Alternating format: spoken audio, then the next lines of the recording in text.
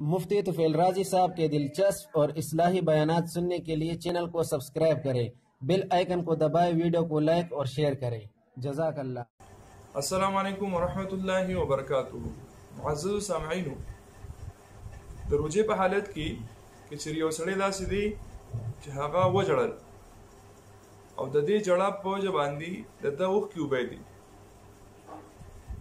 یا پیاز یې کټ کول یا بل څه او دا اوښکې بې دي او دا اوښکې خولې ته راغلې، نو که یو قطرت وي نو په دې سره روژه نه خرابي.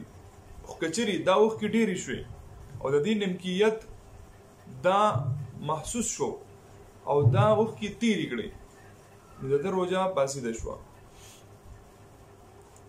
دغه شان د خولې حکم هم دی.